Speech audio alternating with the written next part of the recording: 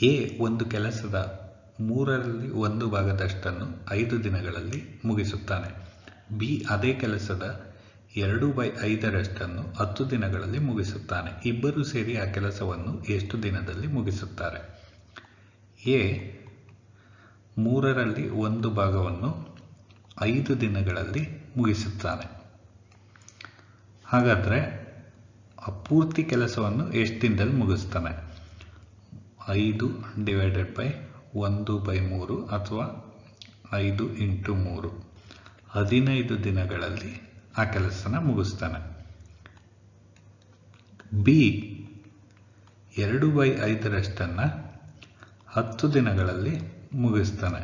ಹಾಗಾದರೆ ಪೂರ್ತಿ ಕೆಲಸನ 10/2/5 ಅಂದರೆ 10 × 5/2 1 ಬಾರಿ 5 ಬಾರಿ, ಸೊ 25 ದಿನಗಳಲ್ಲಿ ಬಿ ಆ ಕೆಲಸನ ಒಬ್ಬನೇ ಮುಗಿಸ್ತಾನೆ.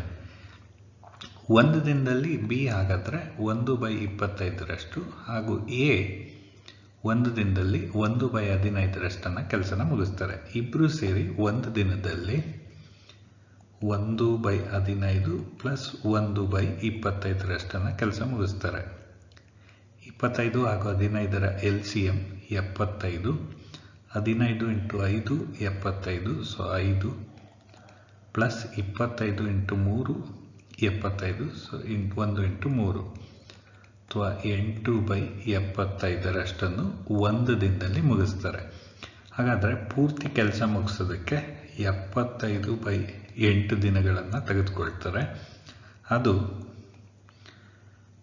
8. 75ನ್ನು 8ರಿಂದ ಭಾಗಿಸಿದ್ರೆ 9 ಬಾರಿ ಹೋಗಿ 3 ರಿಮೈಂಡರ್ ಬರುತ್ತೆ. ಆಪ್ಷನ್ ಬಿ ಸರಿಯಾದಂಥ ಉತ್ತರ.